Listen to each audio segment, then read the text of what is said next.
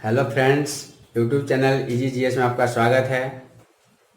आज मैं दीपक कुमार भट्ट देशांतर रेखा से कैसे समय का कैलकुलेशन करेंगे इसके बारे में बताएंगे। देखिए, पृथ्वी के दो तरह के मूवमेंट होते हैं, दो तरह की गति होती है। एक तो सूर्य का चक्कर लगाती है और दूसरी अपने एक्सिस पर घूमती है।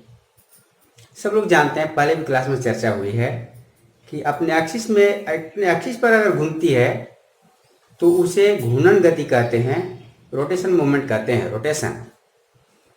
हमने यहाँ पे लिख दिया है, पृथ्वी के दो तरह की गति होती है। पहली गति रिवोल्यूशन, जो कि सूर्य की परिक्रमा करती है। इसी गति से ऋतु परिवर्तन होते हैं, सीजन चेंज होता है।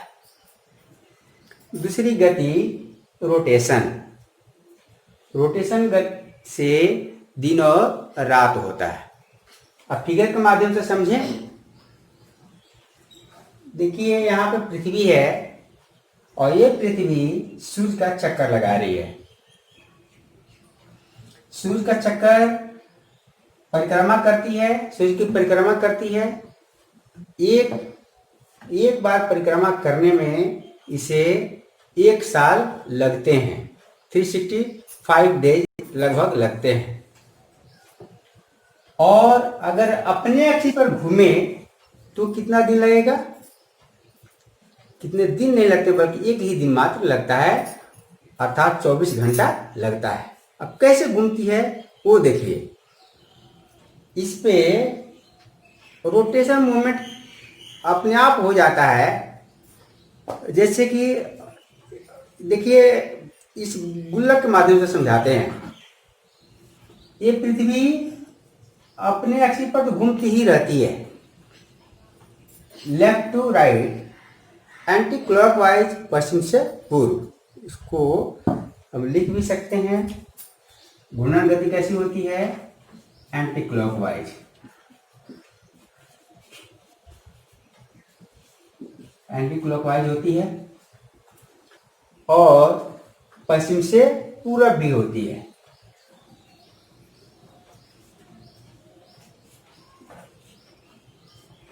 West to east, west to east. ये अपने एक्सिस पर घूमते हुए लट्टू की भांति अपने एक्सिस पर घूमते हुए सूर्य का चक्कर लगाते रहती है। जैसे देखिए, ये ऐसे घूम रही है, ऐसे ऐसे घूमते घूमते क्यों पूरा सूर्य का एक चक्कर लगाती रहती है ऐसे। तो सूर्य का चक्कर लगाती है, उसको कहते हैं रिवोल्यूशन। और अपने एक्सिस पर घूमती है, उसको कहते हैं रोटेशन मूवमेंट। अब एक चीज आपको गौर करना होगा कि एक चक्कर लगाती है तो पृथ्वी पर कुल लॉन्गिट्यूड 360 डिग्री के हैं। इसका मतलब है कि पूरा 360 डिग्री के लॉन्गिट्यूड को क्रॉस कर लेगी, घुमा देगी। अर्थात सूर्य के सामने से सारा लॉन्गिट्यूड एक दिन में क्रॉस कर जाएगा। इसी पे आधारित है आपका समय का गणना, कैलकुलेशन। देखिए, हमने लिख दिया, पहले ही सारे पॉइंट को लिख दिया है कि एक दिन अर्थात 24 घंटे में पृथ्वी अपने एक्सिस पर घूम रही है। अपने एक्सिस पर घूम रही है, ऐसे है, ऐसे घूम रही है पृथ्वी। अपने अक्ष पर एक बार घूम जाती है। कितना देर में घूमती है? 24 घंटे में एक बार घूम जाती है। अर्थात अगर हम शुरुआत करें 0 डिग्री लॉन्गिट्यूड से, 0 डिग्री लॉन्गिट्यूड से शुरू करें, यहाँ से शुरू करें, तो अपने एक चक्कर लगाने मतलब फिर घूम करके 0 डिग्री आने में, अर्थात ऐसे घूम करके फिर यहाँ तक आने में इसको एक दिन लगते हैं, अर्थात 24 घंटे लगते हैं। एक बार घूम जाती है, अर्थात एक चक्कर लगाने में एक चक्कर लगा लेती है एक दिन में। फिर हमने इसी को थोड़ा सा घुमा करके लिखा कि दूसरे शब्दों में अगर कहें तो पृथ्वी के एक चक्कर लगाने में इस पर खींची गई कुल 360 देशांतर रेखाएं सूर्य के सामने से गुजरती है। बिल्कुल गुजरेगी। 360 देशांतर रेखाएं खींची गई है और 360 देशांतर रेखाएं जब पृथ्वी एक चक्कर घूम जाती है तो 360 देशांतर रेखाएं पार कर जाएंगी।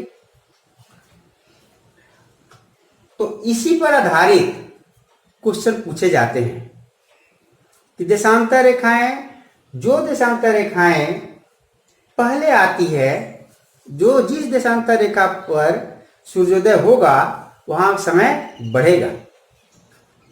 जैसे सपोज कीजिए कि ये हमारा पृथ्वी है और सूर्य के सामने 0 डिग्री देशांतर जो है 0 डिग्री देशांतर पड़ रहा है। अब यही घूम रहा है, इसके ऑपोजिट साइड में ये तो 0 डिग्री सामने पड़ रहा है और यहाँ पर दिन होगा और इसके ऑपोजिट साइड में रात होगा। जैसे ही ये ऐसे अपना घूमना शुरू करेगी तो जो यहाँ पर देश कोई स्थित होगा, ये 0 डिग्री के ऑपोजिट साइड में 180 डिग्री देशांतर है और 180 डिग्री देशांतर पर कोई न कोई देश होगा। इसके आसपास में जापान है। जैसे कि आप जानते हैं कि जापान को उगते हुए सूरज का देश कहा जाता है।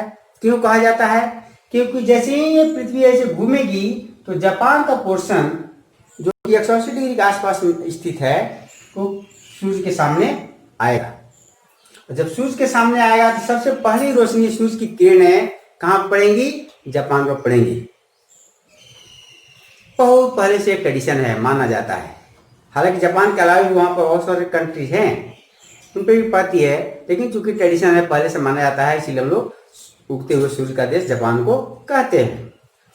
तो जब यहाँ पर सूर्य की किरणें पड़ेंगी तो यहाँ पर सूर्योदय होगा और सूर्योदय होगा तो यहाँ पर रात होगा तो यहाँ पर दिन होगा।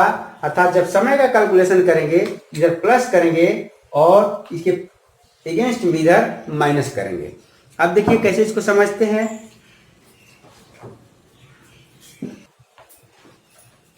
देखिए हमने यहाँ पर कैलकुलेशन करने के उपाय लगाई है। कैसे कैलकुलेशन करेंगे? यहाँ 0 डिग्री लॉन्गिट्यूड, जिसे कि ग्रीनविच लाइन भी कहते हैं, प्राइम मेरिडियन भी कहते हैं, इसको हम 0 डिग्री को प्राइम मेरिडियन कहेंगे। प्राइम मेरिडियन कहेंगे। इसी से 0 डिग्री और 180 डिग्री दो देशांतर रेखाओं से लगभग 2000 से ज्यादा प्रश्न पूछे जा सकते हैं। और कितना आप रटेंगे क्वेश्चन, कितना याद करेंगे? एक एक मिनट से, एक एक सेकेंड से क्वेश्चन पूछे जाते हैं। और यहाँ पर डिग्री है, एक एक डिग्री में 60 मिनट होते हैं, 60 मिनट में 60 सेकेंड होते हैं। अर्थात एक मिनट, एक घंटे में 3600 सेकेंड होंगे। हर सेकेंड से क्वेश्चन पूछा जा सकता है। रटने की चीजें नहीं है ये। देखिए कैसे इसको याद करते हैं, कैसे समझिए कि कैसे बना सकते हैं क्वेश्चन को। 0 डिग्री लॉन्गिट्यूड, यहाँ पर हमने लिखा लॉन्गिट्यूड, ये सब क्या है? लॉन्गिट्यूड। जैसे कि आप देख रहे हैं, पहले भी बता दिए, इसके पहले हमने टॉपिक लिखा था कि एक दिन में 360 देशांतर रेखाएं पार कर जाती है, अर्थात पृथ्वी एक चक्कर लगा लेती है। और जैसा कि आप जानते हैं, एक चक्कर लगाती है और उसी घूर्णन गति के चलते, जो एक चक्कर लगाती है तो उसको घूर्णन गति कहते हैं। घूर्णन गति के कारण दिन और रात होते हैं। जो पोर्शन पृथ्वी का, जो पोर्शन, जो भाग सूर्य के सामने पड़ता है वहां पर दिन होता है और जो भाग सूर्य के विपरीत दिशा में पड़ता है वहां पर रात होता है।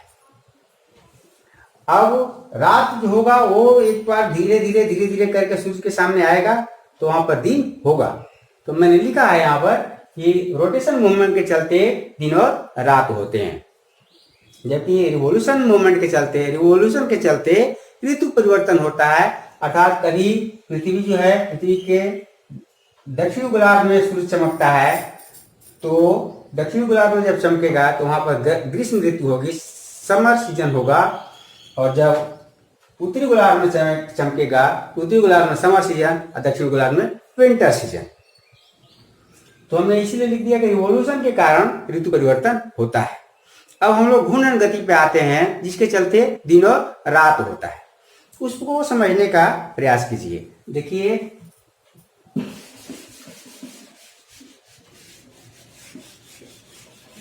यहाँ पे समझिए कि कैसे होता है, कैसे चेंजिंग होगा। यहाँ पे 0 डिग्री लॉन्गिट्यूड से 15 डिग्री पूरब और 15 डिग्री पश्चिम जाते हैं तो क्या समय के परिवर्तन होगा? 1 घंटे का परिवर्तन होता है। कैसे होता है, क्यों होता है? देखिए, हमने यहाँ पर भी लिखा कि 0 डिग्री प्राइम मेरिडियन के राइट साइड में, दाएं साइड में अर्थात पूरब में समय को जोड़ देते हैं और लेफ्ट साइड में मतलब पश्चिम में सूरज को समय को माइनस कर देते हैं। देखिए, यहाँ पर ईस्ट हो गया और यहाँ पर वेस्ट हो गया। ईस्ट में पॉजिटिव होगा और वेस्ट में निगेटिव होगा, समय माइनस होगा। अगर 12 बज रहा हो, मान लीजिए यहाँ पर 12 बज रहा हो, यहाँ पर यही है Greenwich line, prime meridian. Prime meridian को हमने यहाँ पर दर्शाया। प्राइम मेरिडियन पर अगर 12 बज रहा हो, रात 12 बजे, रात को जस्ट बाद के समय हम लिखेंगे, तो 12 बज रहा हो तो यहाँ पर 1 बजेगा, यहाँ पर 1 AM हो जाएगा। फिर यहाँ पर 12 बजे से 1 घंटा पहले यहाँ पर 1 घंटा जोड़ दिए, 12 में 1 घंटा जोड़े तो 1 बज गया। यहाँ पर 12 में 1 घंटा माइनस कर लेंगे तो यहाँ पर 11 बज रहा होगा, यहाँ पर 11 PM हो रहा है। आपको मोबाइल में बहुत सारे, कहीं से भी, किसी भी वर्ल्ड के किसी भी स्थान का अगर टाइम पता करने के लिए मोबाइल में सर्च करेंगे तो बता देता है। कैसे बताता है? लॉन्गिट्यूड के आधार पर। क्यों 1 घंटा प्लस किए, क्यों 1 घंटा माइनस किए, इसको समझिए। हमने पहले बताया कि एक दिन में पृथ्वी जो है 1 चक्कर लगा लेती है। मतलब है कि अगर 24 आवर्स में कितना 1 चक्कर लगाएगी, अर्थात 360 लॉन्गिट्यूड पार हो जाएंगे। लिख देते हैं हम, 24 आवर्स में 360 लॉन्गिट्यूड क्रॉस करेंगे। लॉन्गिट्यूड क्रॉस कर रहे हैं। क्यों होता है, इसका कारण बता रहे हैं। 24 आवर्स में 360 लॉन्गिट्यूड पार कर जाएंगे। तो 1 आवर में कितना पार करेगा, 1 घंटा में कितना क्रॉस करेगा? तो 360 बाई 24, 360 बाई 24 करेंगे तो 15 डिग्री होगा। मतलब है कि 1 घंटा में 15 डिग्री, 15 देशांतर रेखाएं पार कर जाएंगी सूरज के सामने से। अगर यहीं पर ले, यह देशांतर रेखाएं खींची गई है, 1 2 3 बहुत सारी 15 देशांतर रेखाएं होंगी। तो 15 देशांतर रेखाएं अगर यहाँ पे आ जाए तो 15 देशांतर रेखाओं को पार करने में 1 घंटा लग जाएगा। इसीलिए इसको उलट के भी लिख सकते हैं कि 15 देशांतर रेखाएं 1 घंटा में पार करती हैं। फिर से देखिए, यहां पर अब इसको उलट देते हैं।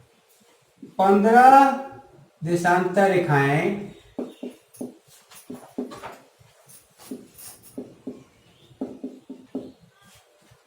1 घंटा में, 15 देशांतर रेखाएं 1 घंटा में पार करती हैं। 15 देशांतर रेखाएं 1 घंटा में गुजरती है। तो जब 15 देशांतर रेखाएं 1 घंटा, दैट मीन्स 60 मिनट, 15 देशांतर रेखाएं 60 मिनट में क्रॉस करेंगी, 60 मिनट में क्रॉस करेंगी तो 1 देशांतर रेखा 60 बाई 15 इक्वल टू 4 मिनट। 1 देशांतर रेखा 4 मिनट में क्रॉस कर जाएगी। अब इससे कई प्रश्न पूछे जाएंगे, जो कि फिर से एक बार देखते हैं। देखिए, मैंने एक क्वेश्चन लिखी है, उससे आपको और स्पष्ट होगा कि 15 डिग्री पूर्वी देशांतर पर स्थित कोई देश है। पूर्वी देशांतर है, दैट मीन्स ये आपका ग्लोब अगर है तो यहाँ पर 0 डिग्री है, ग्रीनविच लाइन है, तो 15 डिग्री मतलब यहाँ पर कोई देश है, यहाँ पर कोई देश है, इसको हम 15 डिग्री मान लेते हैं। ग्रीनविच से राइट साइड में है, इसका मतलब ईस्ट हो गया। 15 डिग्री ईस्ट पर स्थित कोई देश है, किसी देश के समय में, ग्रीनविच के समय में कितना जोड़ने के बाद प्राप्त करते हैं, कितना इसमें जोड़ेंगे। अगर कोई भी ग्रीनविच पर कोई दिया रहेगा आपको समय, ग्रीनविच पर कितना समय हो रहा है, तो हमने माना 2 AM हो रहा है, 2 बजे रात हो रहा है, AM होगा।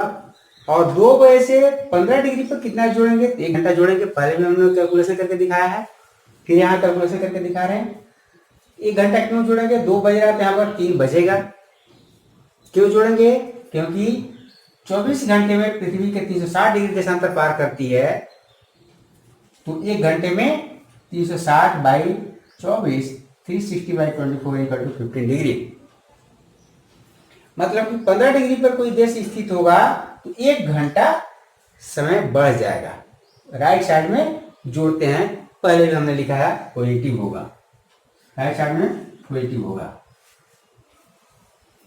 अगर 60 डिग्री पर कोई पूछता है क्वेश्चन, 60 डिग्री ईस्ट में कोई देश है, सपोज कीजिए यहां पर 60 डिग्री है, यह है 60 डिग्री ईस्ट, 60 डिग्री ईस्ट में कोई देश है, तो वहां पर समय का कैलकुलेशन क्या होगा।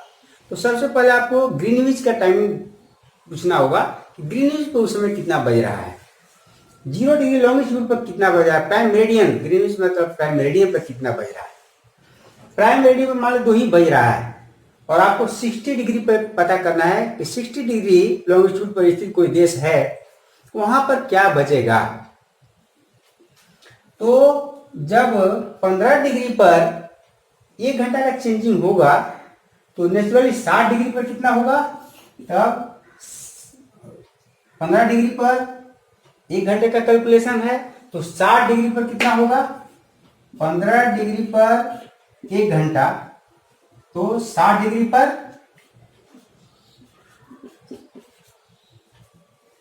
4 घंटा का चेंजिंग हो जाएगा। इसको उलट के भी लिख सकते हैं, 60 डिग्री पर 15 डिग्री पर 1 घंटा, 1 घंटा में 15 डिग्री, तो 4 घंटा में 60 डिग्री, तो यहां पर 4 घंटा ऐड कर देंगे। ग्रीनविच पे बज रहा है 2, तो 4 घंटा ऐड करें तो यहां पर कितना बजेगा।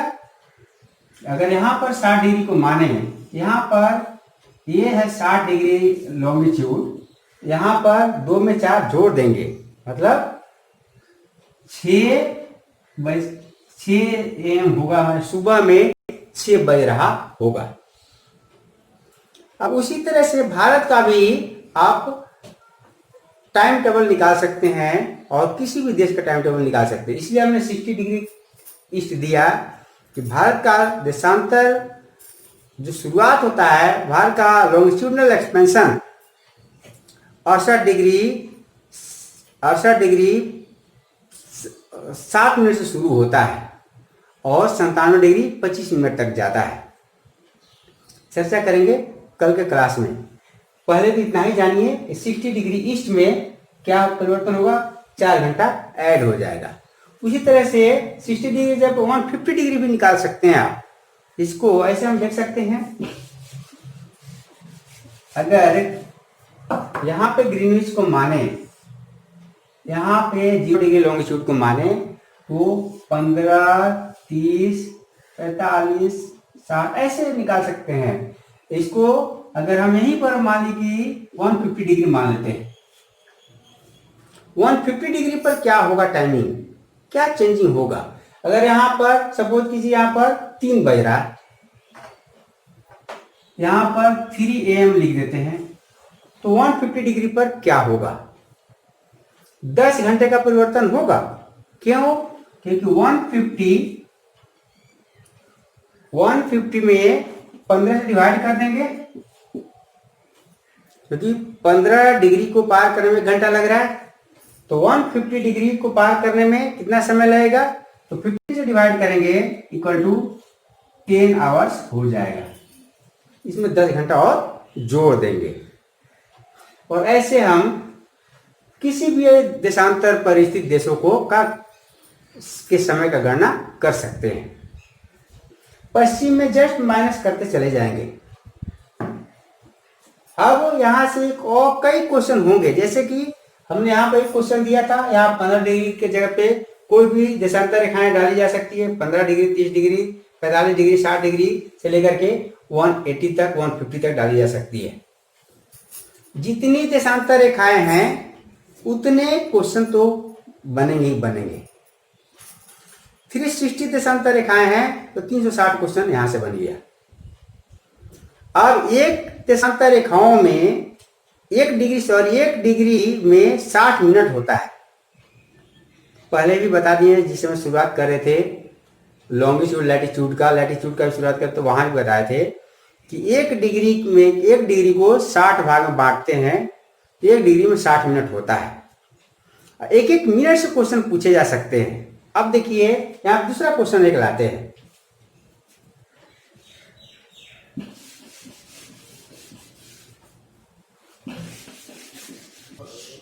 देखिए एक क्वेश्चन मैंने फिर डाला कि 68 डिग्री पूर्वी देशांतर पर, 68 डिग्री पूर्वी देशांतर पर स्थित किसी देश के समय में कितना ऐड करेंगे ग्रीनविच को आधार मान करके। तो अगर ग्रीनविच पर कोई भी समय दिया हो, उसमें अगर 60 डिग्री देशांतर रेखा पर कोई देश है तो या अर्थात उसको कहेंगे 15 के मल्टीपल, 15 के गुणक, 15 के मल्टीपल अगर कोई देश है तो घंटा में जोड़ते चले जाएंगे। लेकिन यहाँ पर 15 के मल्टीपल देश हो, 15 के मल्टीपल अगर देशांतर है, एक घंटा बढ़ता चला जाएगा।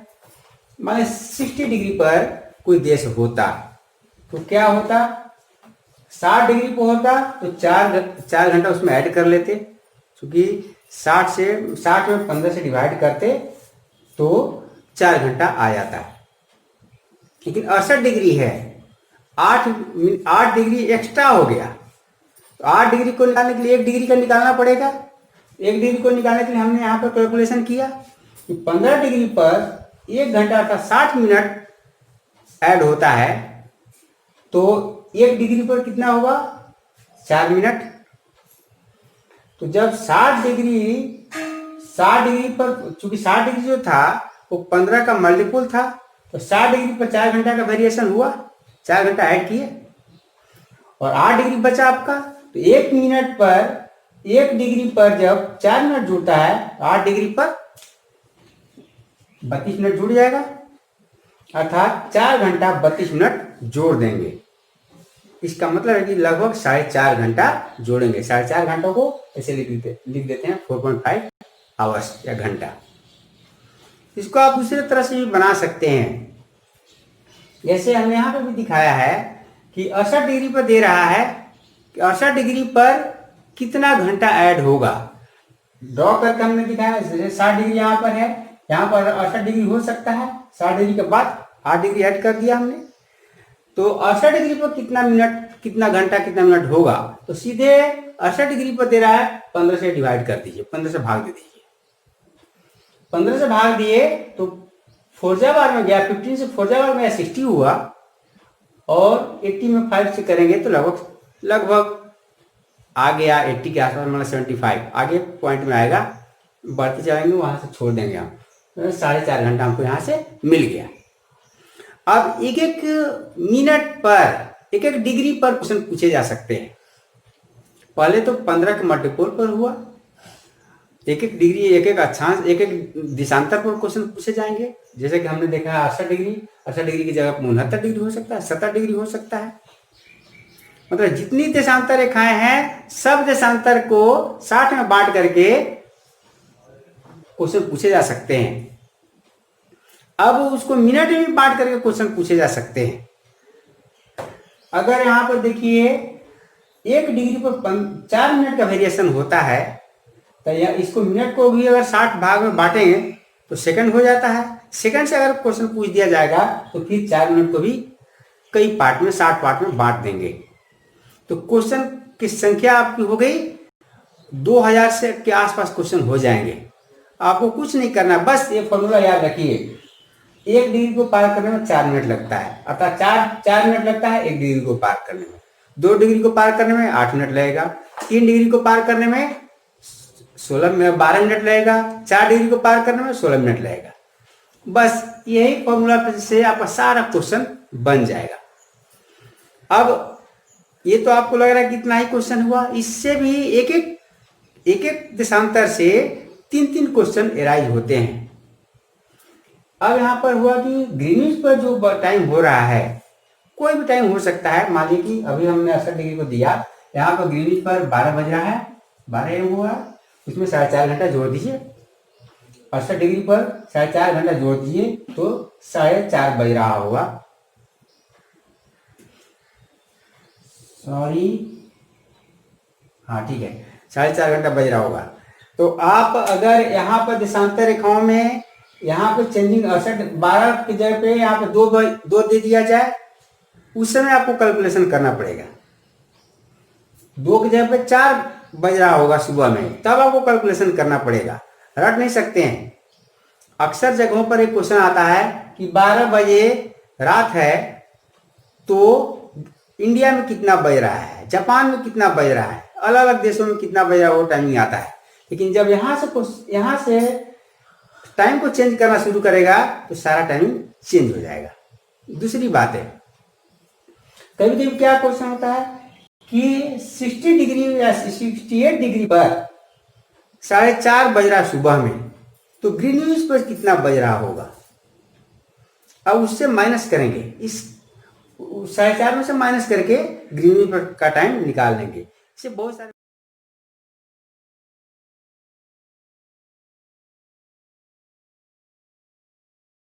अगर यहाँ पे अगर 1 डिग्री से छोटा, 1 डिग्री से कम देशांतर पर अगर समय की गणना हो तब क्या करेंगे। 1 डिग्री से कम मिनट में व्यक्त किया जाएगा। अगर मान लीजिए 60 डिग्री 5 मिनट पर कैलकुलेशन करना हो, या जिसको कहेंगे 60 डिग्री पर कैलकुलेशन करना हो, 82.5 डिग्री पर कैलकुलेशन करना हो, 65 डिग्री पर कैलकुलेशन करना हो, जो भी हो, अगर 1 डिग्री से कम देशांतर पर कैलकुलेशन करना हो तब आंसर कैसे देंगे। वैसा क्वेश्चन कैसा हो सकता है, जैसे भारत का स्टैंडर्ड टाइमिंग जो होता है, स्टैंडर्ड देशांतर जो होता है लॉन्गिट्यूड, वो है 82.5 डिग्री। अब 82.5 डिग्री को कैसे निकालिएगा। जैसे यहाँ पर क्वेश्चन में 68 की जगह पे अगर हम 82.5 कर दें,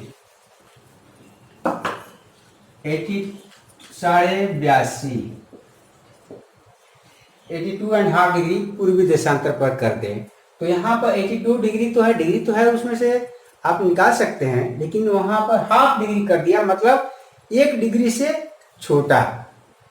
हाफ डिग्री का मतलब 30 मिनट। उस केसेस में आप कैलकुलेशन कैसे करेंगे, तो देखिए हम लोग उसको निकालते हैं। अब देखिए अगर क्वेश्चन को यहाँ पर 1 डिग्री से कम मिनट पर हल क्वेश्चन पूछ दिया तब क्या करेंगे। जैसे हमारा 82.5 डिग्री पूर्वी देशांतर पर क्वेश्चन पूछा जाएगा, तो 82 डिग्री पर तो आप निकाल सकते हैं, जो कि इंडिया का स्टैंडर्ड टाइमिंग है, वो 82.5 डिग्री होता है। 82 डिग्री पर तो आप निकाल सकते हैं इजीली, क्योंकि 80 डिग्री पर निकाल लीजिए या फिर 82 डिग्री पर 15 से डिवाइड करके आप निकाल सकते हैं।